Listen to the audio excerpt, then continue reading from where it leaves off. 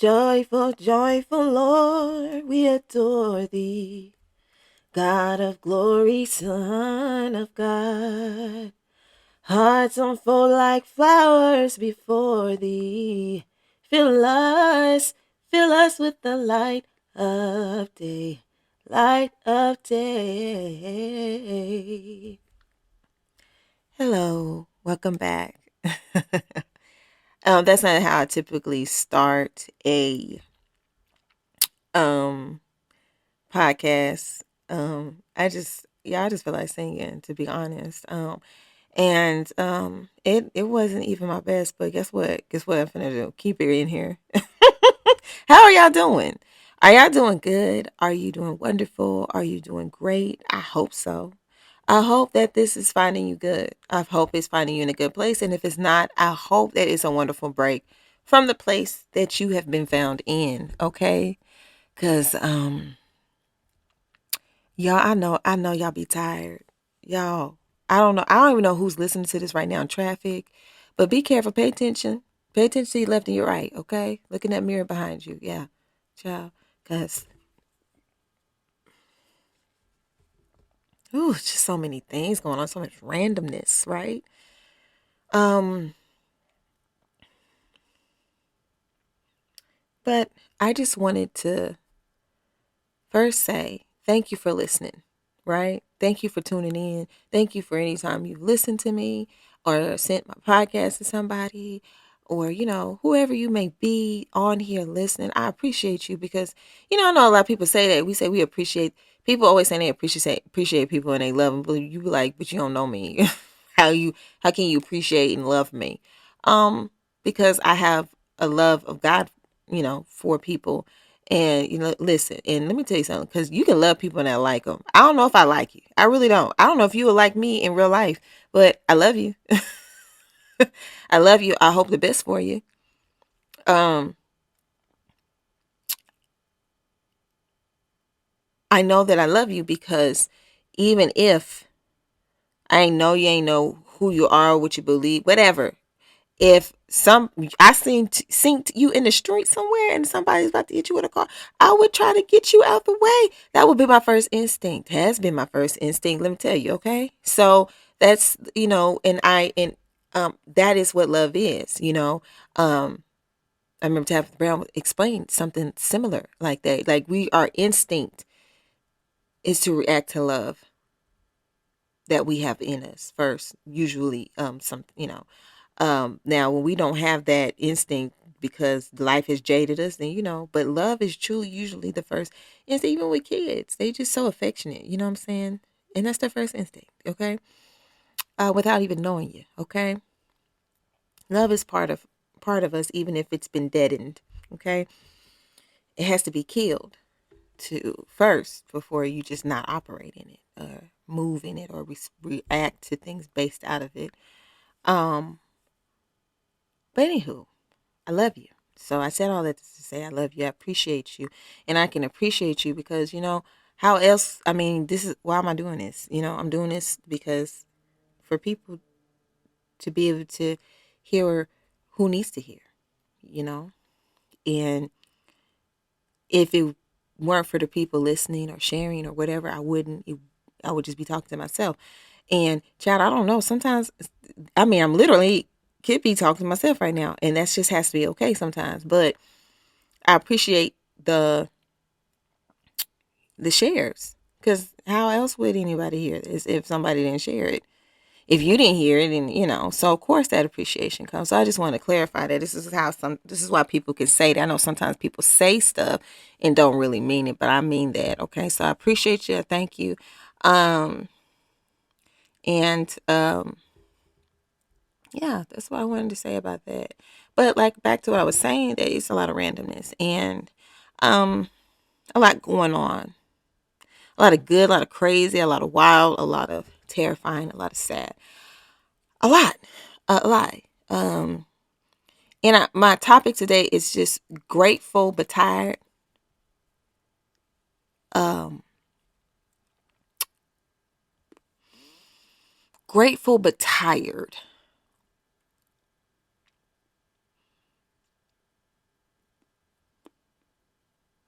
I want to tell you right now, you got the right to be tired. You being tired does not take away from the fact that you're grateful. Okay.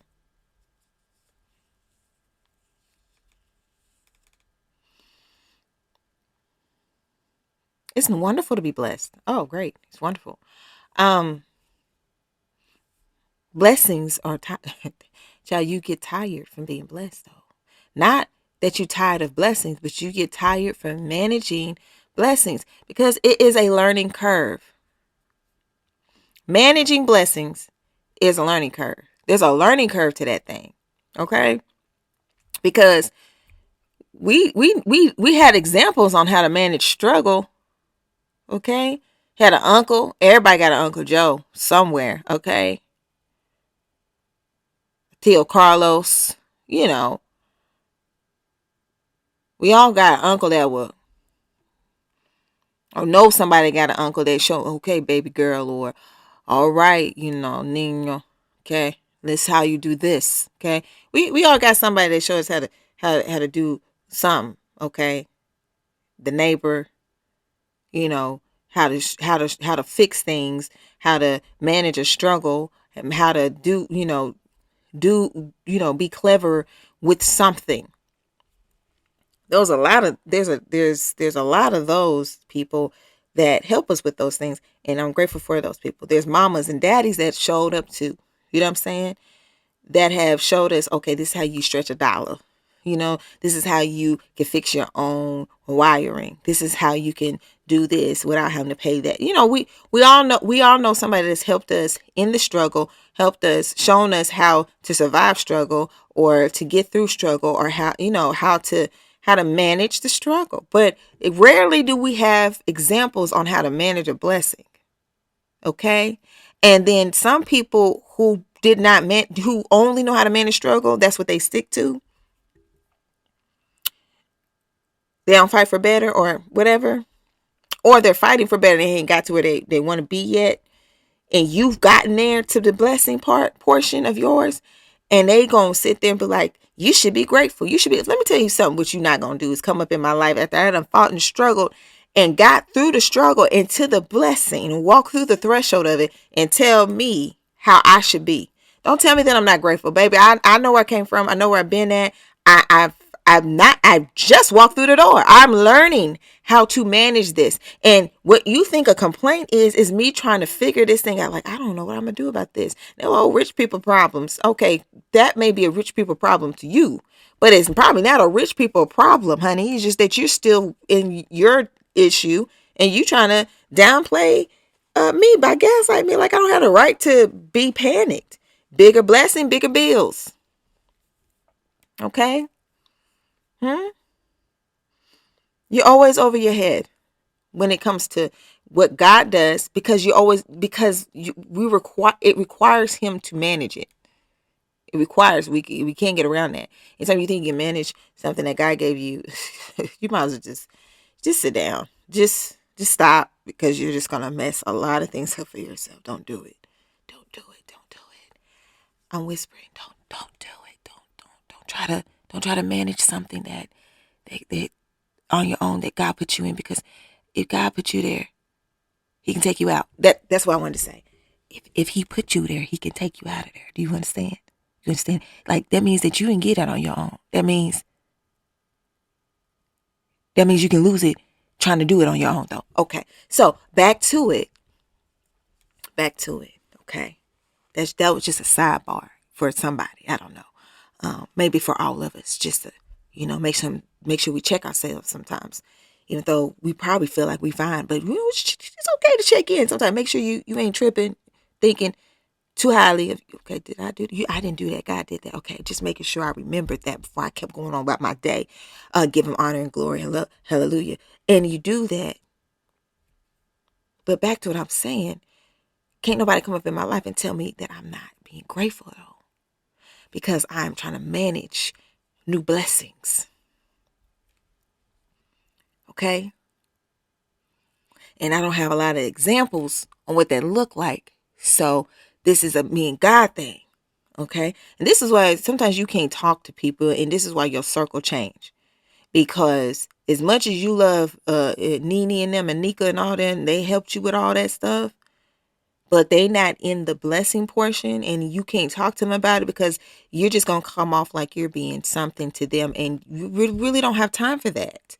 We need somebody to help us manage our blessing. And this is and people who are on their way to this place, I need to explain this to you, because we're always on our way to this place in a different part of our lives, one way or the other. We either never been there, we're on our way there, or we've gotten there in some place of our life, but not in another place of our life. So anybody on their way to this, okay? I've heard two people explain it differently. I'm going to share those explanations with you. There's these two men that are successful.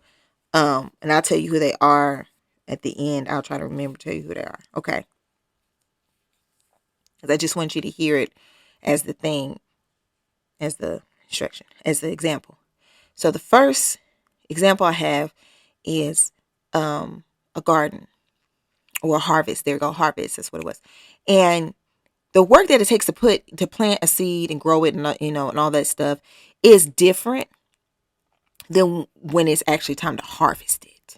Anybody that grows anything or gardens understands what it's like, especially if you're starting a new garden. Ooh, Jesus. It gets your pockets, and you got to find budgeting ways to start that garden, by the way. But it's a different struggle, right? That's the struggle. That's the, okay, I got to start this garden. I got to use what I have, and how do I make this soil healthy for what I'm trying to plant, and all that stuff, like everything, putting it in there and making sure the seeds are far enough apart from each other so that they have room to grow, because you don't want to have your seeds too close. And that's another topic for another podcast. But anyway, you don't want to have your seeds too close because you need it to grow well, and then you grow it. And then you put all you've been watering, and you've given the plant food, and you've put up the stuff to keep critters, yes, I said critters, out. You did all of that. Whew, you tired. It's been hot, and the sun has scorched some of your stuff because it got a little hotter than you expected, and you're trying to create shade for your stuff. It's a lot. But then your harvest comes in. You fought to make sure that fruit would come to fruition, would manifest. You fought insects, bacteria, rodents, people, okay? Trying to steal your plants before they was, people coming up. All kinds of things happen when you're in the process of growing something. But then that fruit comes. And you are so excited, and you are so grateful, and you get your first basket, and you get out there, you start plucking and pruning and getting the stuff off, and you're happy, and you're still tired from all the stuff that you had to do before, because it wasn't just one day, it was days and months, and it just took a while to get here, and you tired, and you just like, I'm so happy, and sometimes you just want to look at it. You just want to be like, look at that. But you can't look at it too long. You can't just look at it and be amazed just for too long. You got to start moving. Because what this man said was, now you got to worry about the birds and all these other things coming in when it sees the fruit. Because now the fruit has color, it has smell and scent. And now there's other different animals and things that are going to be drawn to the full fruit of what you have and try to get it. And you have to do your best to get it all that you can. And there's some of your fruit that falls on the ground that bust or bruise, and you can't use it. So you got to keep from dropping your fruit. You got to go out there with your baskets that you have, because maybe your blessing is pressed down, shaken together, and overflowing, and so you don't even have a lot of baskets like that. So you got to keep going back and forth with your baskets. And then that's not the only part. It's not just pruning, plucking, and gathering your fruit from your harvest. Now you have to see what is that I can keep to feed myself and the people who help me get the fruit, to replenish them. And what do I sell in the marketplace? What do I sell? What do I put up to bring back more so that I can have more baskets for my harvest next year. And also so I can have what I need to restart my next garden. And so that I can also hire more people to help me. And I don't have no instructions on how to do that because my garden was something different that I ain't seen nobody else grow. And so now I'm talking to people that just keep coming to my house to get some of my fruit and then tell me, oh, you so blessed. Look at all this fruit. And you're like, I'm trying to figure out how to do this. And they ain't even going to try to help me. They're going to be like, but you blessed. Why are you worried about who can help you with it? Don't you just keep it all for yourself? And it's like, I can't keep it for myself because it has a shelf life. And I got to give this stuff and put it in the right position so it can continue to bear fruit. And I'm panicking and I'm tired. And you are complaining about me trying to figure out something that you can't possibly understand what it is. This is what you got to prepare yourself for. People who got an attitude about the strategy that you're trying to figure out for your blessings so that they can be reproduced and you can continue to grow. You got to look out for people like that.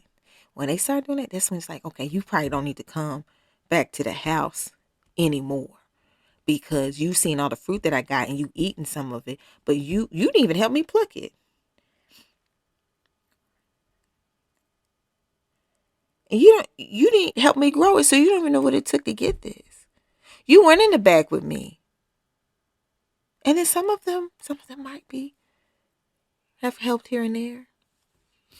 So they think they have right to tell you what you need to do with it. That's what it's like to be blessed. You're grateful, but you be tired.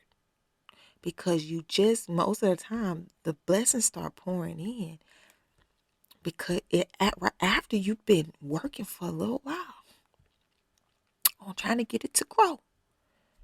There ain't no like, oh, let me pause. then I can start. No, it's like, when did the transition happen? When I was outside just a minute ago, I didn't see no fruit. Came back out and there was fruit and it's time to get it, right? Just like when did it happen? Okay? That's one way. This is a different example from another man. This man said,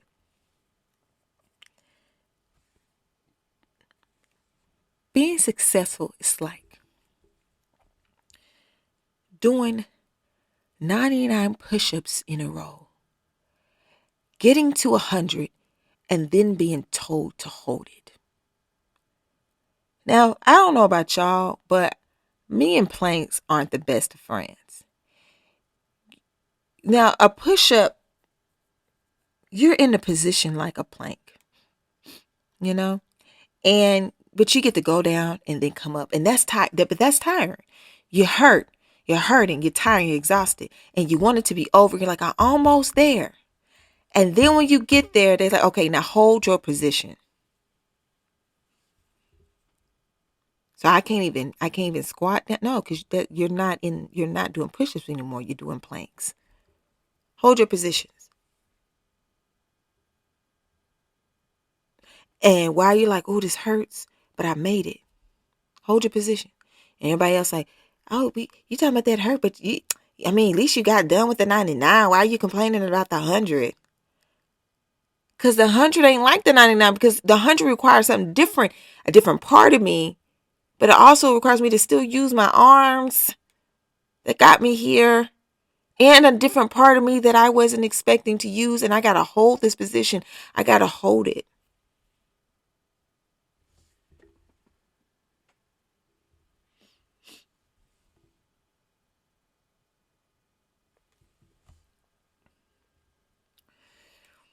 So it's okay to be super grateful and tired.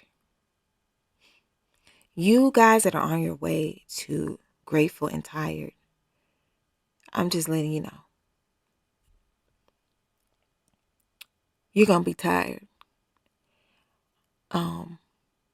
This is why people be so surprised when God have them do something later in life. They be like, but I'm this age. Why you ask me to? I'm tired, child. I ain't got time for it. And God's like, no. But I need you to do it now because this is where you have the best sustenance. This is where you at the end of yourself. This is when you're not going to really waste your time like you would have when you was in your 20s. Because you, like you said, you ain't got time for a lot of foolishness. You really are tight about your time currency. You don't just spend it on everything. So now I know you'll do right with it, and you won't do too much either. You will look for me. You won't look for yourself. So sometimes God wait until He tell you at the end of your stuff before He give you something to do, because it take Him to hold that position. It take Him to know what to do with the fruit when it's coming to harvest. How to multiply that back. How to feed yourself, your family, and the people, and gain a profit from it.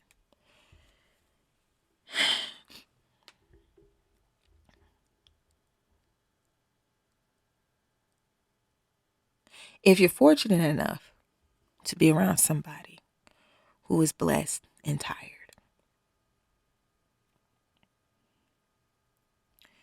this is your opportunity to invest in them. If you're wise enough to invest in them, instead of talk about them or look down on them or feel bad about your situation because you don't have what they have yet. If you're wise enough, that means you understand that you are in good company, that you are in close proximity of good, and let that rub off on your shoulder. If you have the opportunity to be at the beginning of somebody's latter life, and you see that, the best thing for you to do is add to them. Not be jealous. Add to them. Invest in them. Love on them. Support them in the way that they need. It comes back. People remember those things. And if somebody takes advantage of it, guess what? It's not going to stop your blessing. But you being nasty to them, having an attitude with them, can hinder it, because that'll be you hindering yourself. Okay?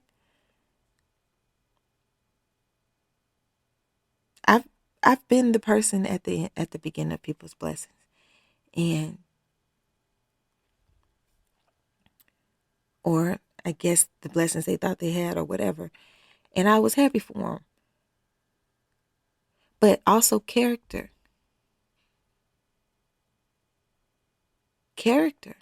When you are blessed, you can't act like you don't need nobody, because your character. Your gift will take you places your character will kick you out of if you do not have good character. If you do not have integrity. There are so many talented people that have not gone anywhere because of their character. Character. So your gift will make all the room in the world for you, and your attitude will kick you out the room. Ain't nobody going to deal with you because your attitude is stinking. Okay? Funky, monkey attitude. Okay? Don't nobody want to deal with that. Don't nobody want to deal with that. And even people who don't have what you have can love you and be excited about it and all that stuff, and you over here tripping. So on two sides of the story, you're either the one watching the person get their blessing, or the one getting the blessing.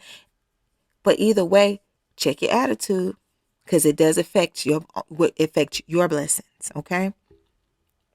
But it's okay to be tired. It's okay to be excited for somebody also, but also be like, okay, God, I'm ready for mine. That is an indicator that you're close. That's how I decide to take it. God's watching because how you handle their blessing may be an indicator on how you may handle yours.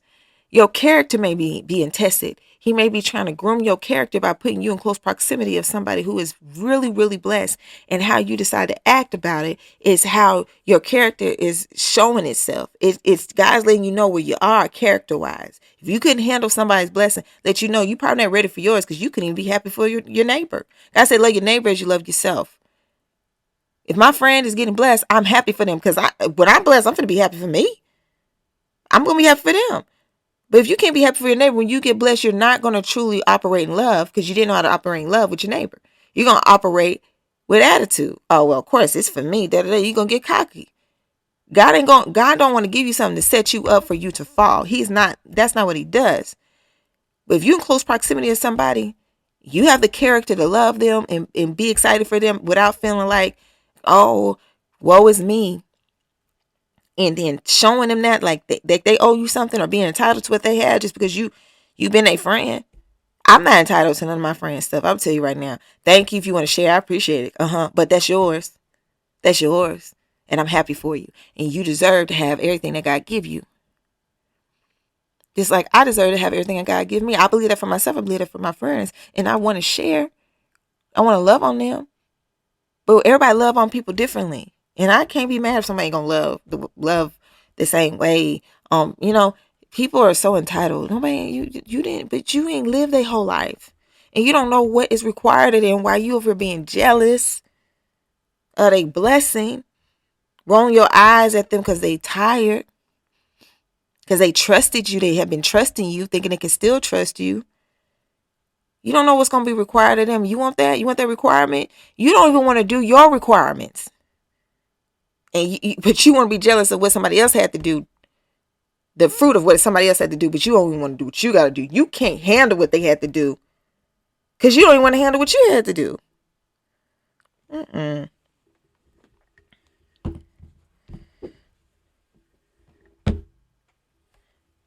Anyway.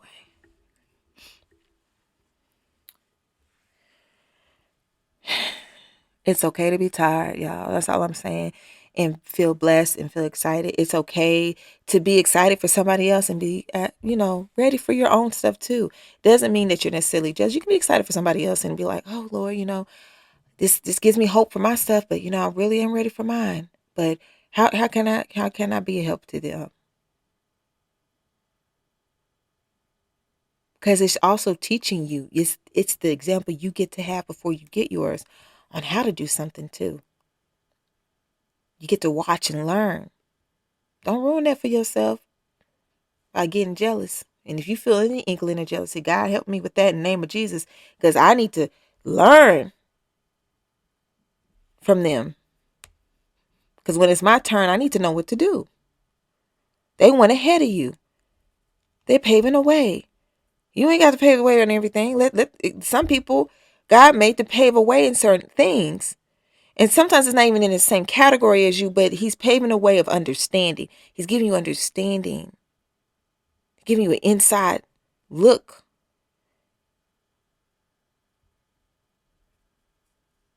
Be grateful when you get the inside look on somebody's life.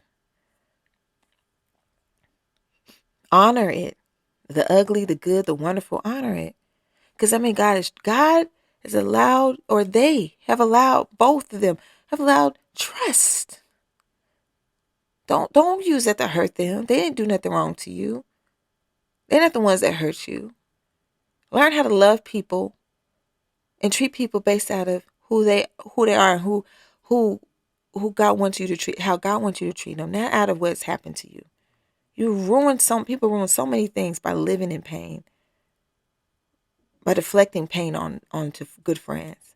And if that friend is showing you where you need to change and you want to be mad at them, that's not them showing you that. That's God showing you can't run from God. You can kick that friend out of your life all you want to. And I'm going into a whole nother thing now. You can kick people out of your life all you want to. You can kick them out, but you cannot kick out God. You try to ignore God. You try to run from God. But God is going to show you what he needs you to work on. And you cannot run from that. And you're over here kicking people out. Oh, she always thinks she better than me. No, she's not thinking she was better than you. He's not thinking he the man. You thought he was that. You got mad because you realized something when they showed up. You realized this is the character that you need to keep, and you weren't ready for it.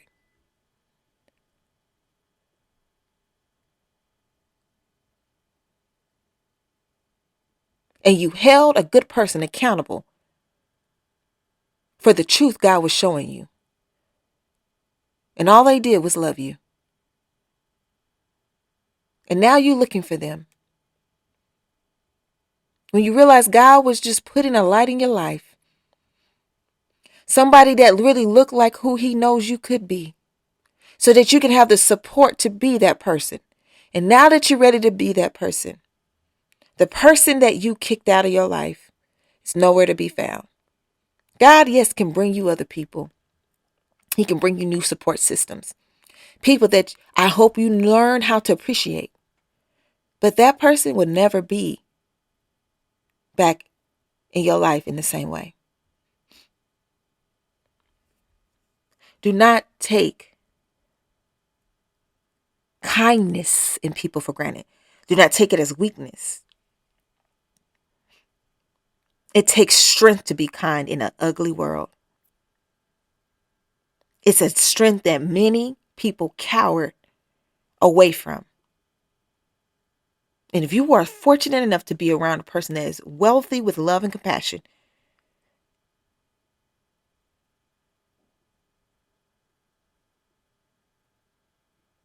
honor it. Be accountable for yourself. Work on yourself. Love yourself. Sometimes your friends love you more than you love yourself and you can't handle it. So you push them away. Love yourself. Don't look at what everybody else has and think you'll never get it. You will. It's for you too. Ask God, why are you letting me see this now? What is it that you want me to get out of this? Instead of getting angry that somebody else has some, don't be so short-sighted. Don't let your pain cut your vision in half. I know those people hurt you. I know they hurt you. I know it's still very painful. I know they hurt. But if your friend is a lot like you or similar to something you could be, maybe they've been hurt similar too. Maybe you think you know everything about them that you don't know. Maybe God is showing you your ally. Okay? Showing you that you do deserve better. Showing you how much he loves you.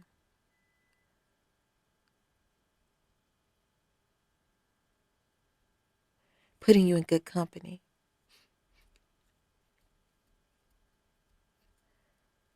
Appreciate the ones God gives you. We have those bad, negative, whatever, ratchet, attitude, spirited, negative, whatever people. Sometimes our ratchet, funny friends are good though. Like funny, ratchet, but like negative and ratchet is different. That's a different kind of ratchet. I don't know. But our loud, crazy friends that just love us, will fight for us. And child, let me tell you, I've been that one. I've been that friend for many. Okay, because you ain't gonna just roll up on my friends. Okay, we're not doing that. I can't say everything I'm thinking, but I'm just letting you know you can't just roll up on my peoples. Okay. We're not doing that over here. I am a warrior and I am a prayer warrior. Take that how you may. Okay. But love them people. Okay. I'm sorry that you got hurt. I'm sorry that people did you the way that they did you. I'm sorry that they took your kindness for weakness. I'm sorry that people treated you so bad. But when good people come up in your life, ask God, how do I treat them?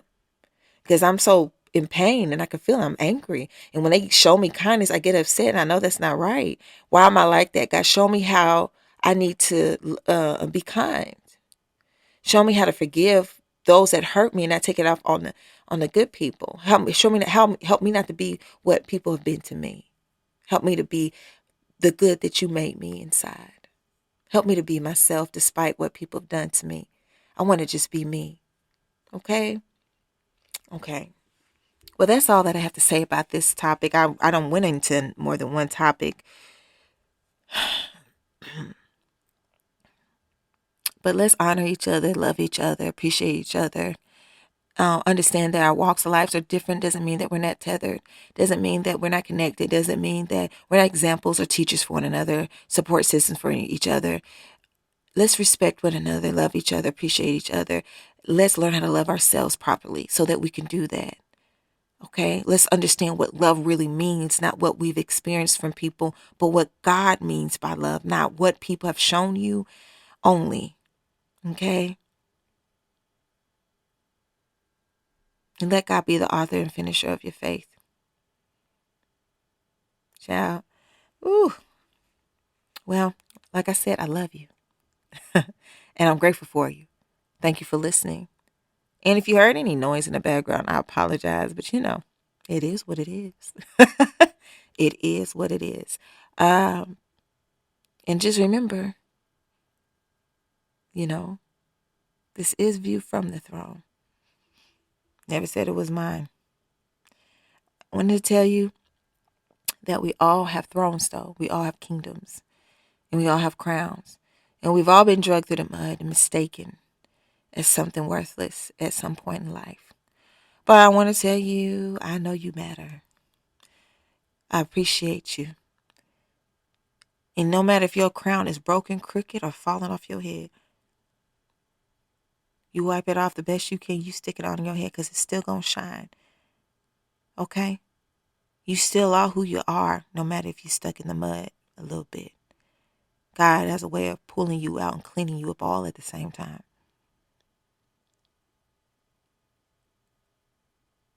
Don't lose your dignity, meaning don't let nobody tell you who you are and what you can't do. They didn't make you, and they didn't put you on your throne. But remember, neither did you. God did. He is, after all, the King of Kings and the Lord of our Lords. The one true God. Hallelujah. Yes. All right. So thank you once again for tuning in. I pray you have a good day. Be safe. I hope your week goes well. And I hope just blessings, y'all. I just appreciate y'all. But until next time, Godspeed, be safe, and I'll see y'all or talk to y'all at the next podcast. Bye.